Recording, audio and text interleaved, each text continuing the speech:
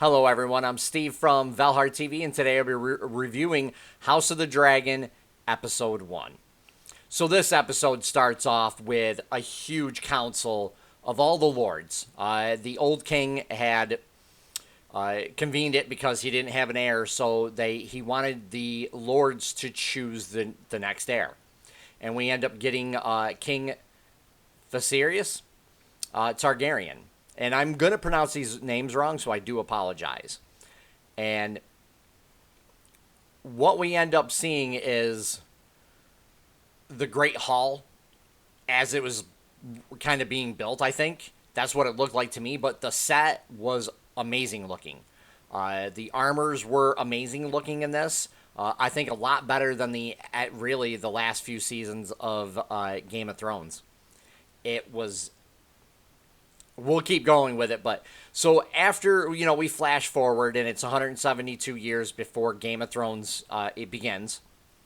We get to see that dialogue pop up, things like that. So they're trying to tie it into Game of Thrones, even though I don't really think they need to, because we had some standout characters in this, like Matt Smith, for instance. I think was absolutely fantastic in this episode. All the lines he delivered were on point. They were really good. I mean, I loved him as the Doctor, but this really just shows how much more depth he has than just that character, which I think is fantastic for this. It really shows he's a great actor. And we really get to see how the politics are starting to play out with Viserys, who's it's talked about it in the show since his grandfather ruled. Everything's kind of declined, like in King's Landing, under his rule. So he's been trying to produce a male heir, and you'll find out that apparently nobody wants a female to rule, so that's why he got picked. And there was there was really good dialogue in this too, because we end up seeing Princess Rhaenyra. She's flying a dragon in this, which I actually liked the way the dragons looked. I thought they were really good. Like, the budget for this is really, really good. Like, the CGI was good. There were a couple places where it looked a little wonky, but overall, actually really good sets and really good CGI in this. And, as we go through, we get to meet her and her attendant, Alicent, who's the daughter of the Hand, Otto Hightower. And as we go back and forth in the episode between the council from the Hand and everybody that talks to the king, we see that there's tension. Like, people don't like Prince Daemon. They think he's rash, he's brutal, and it actually shows. He makes the gold cloaks, which are the city guard, and he basically reforms them into an actual guard. They were just a bunch of ruffians, who went around and just kind of kept the law and stuff. So, like, you had all these crimes rampant. And, like, Otto and them are telling him that he's too brutal. He needs to be sent away. He needs to go back to I think it's Land's End. I'm pretty sure it's Land's End. And Viserys we can see that he has love and loyalty for his brother, and he defends him multiple times while everybody else does not want him around. And we see that even from Daemon, that he has love for his brother as well, but he's trying to get it in the wrong way. He just wants his brother to show that he loves him. And he's kind of bitter about some stuff because he got passed up for, like, the Hand and other kind of promotions. And when they put him in charge of the city guard, like I said, he reformed it. But in one scene, they go out and get, like, all the known criminals. And they chop off hands, they chop off lower body parts for the rapists, and they even execute a man for murder and stuff, and it's super brutal. Like, they even tell the king that they needed 2 carts to haul the bodies away. And the king was like, well, I'll put him in his place. We obviously can't really have that. But he's like, King's Landing has declined since my grandfather ruled.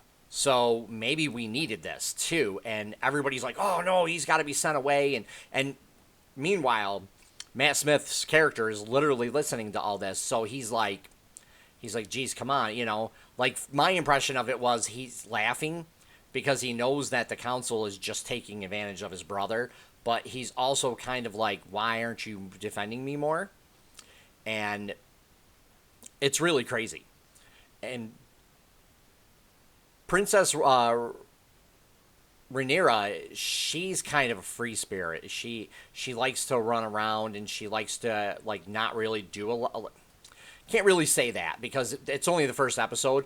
But, like, when her and Alicent are trying to study, she's like, oh yeah, I don't know, I didn't read that, things like that. And then she ends up, saying that she did. She tells the answer and stuff. So she's not really concerned about all that because her father's been trying to produce a male heir, and she's not going to have anything, and she knows that. She's basically playing second fiddle to a child that's not even born yet.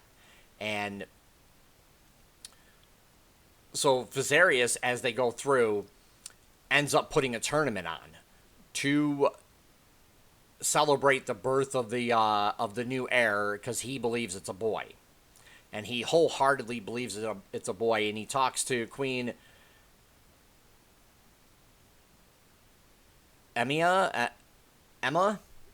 Again, I apologize. I'm really butchering these names, but I believe it's Emma. And we get some really good lines from her when she's talking to her daughter Rhaenyra. She says, our battlefield is the bed, and we need to approach it with a stiff lip. And she's basically trying to tell her that we are the ones who produce the heirs for the next king, and that's what we're really kind of resigned to. Even though Rhaenyra wants to be a warrior, she wants to ride her dragon around into battle and stuff, and we really get to see that. And if I'm not mistaken, she actually says that in one of her lines, which again I thought was really good. But as the tournament's playing on, we get to see Matt Smith's character Daemon. He's really kind of ruthless, which I thought was really good. But the armors looked fantastic. The jousting scene was great, and I really believe they kind of did learn a few things from Game of Thrones that I hope will improve this show over that one. But as it's going on, they end up pulling Viserys out because the childbirth is going badly.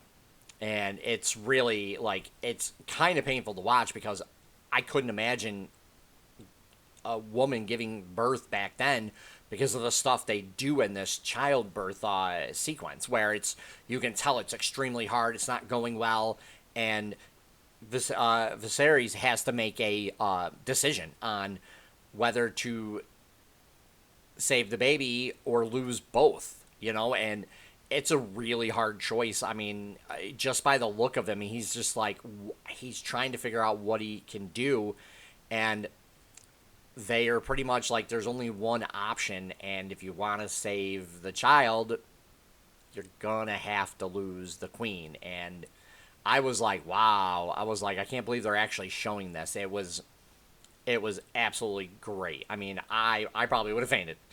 I probably would have been standing there, been like, just like literally fainted outright at what they did. I was like, whoa, that's crazy. And then later on, we see a funeral, but it's not just for the queen. So it's really kind of sad as well because the king is completely devastated. And Daemon he steps up. He actually shows love and compassion for both his niece and his brother, and he tells his niece that everybody's waiting for her, so she needs to step up, and she needs to be there for her father because he needs her more than ever. And she's kind of bitter because she's like, oh, wow, he was really never there for me, I was, and he's trying to comfort her at the same time. So that was another really good scene because she's devastated because she's literally performing the funeral for her mother and brother. It was just like, wow. And then right after that, don't we see how bad the counsel to the king is? Because they literally call him in, like, I don't know if it was a day or however long it was, but it was right pretty much after he had the funeral for his wife and son that they're like, well, you need to pick somebody. You need to do this. And they're literally telling him what he needs to do. And he's like, I'm not having this. And the best line in that moment was, he's like, I'm not having you guys come in and pick over the bones of my wife and son right after their funeral. It's the basic gist of it. But the whole line was great.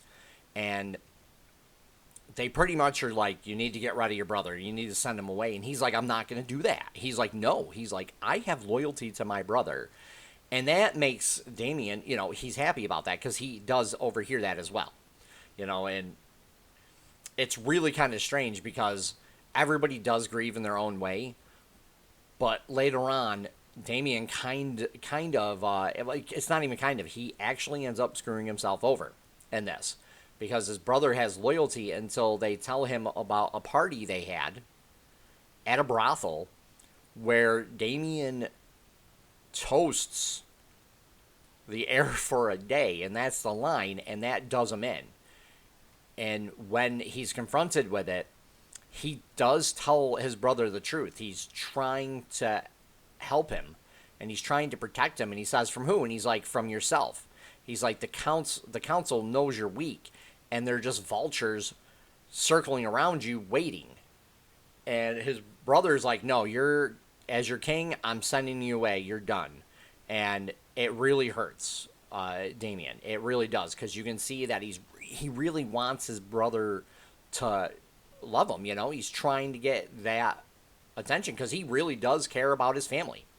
That's my impression from Matt Smith, because Matt Smith, I think, is the standout in this whole entire episode. It's his lines are delivered like flawlessly. He's a fantastic actor, and he really does show the emotions, like the complex emotions that he has for his family and stuff. And this really hurts as he has to leave. He feels, you can kind of see that he feels being betrayed, and he ends up leaving, but it's not the end, obviously. Because we have, I think, this is 8 episodes altogether, maybe a little more.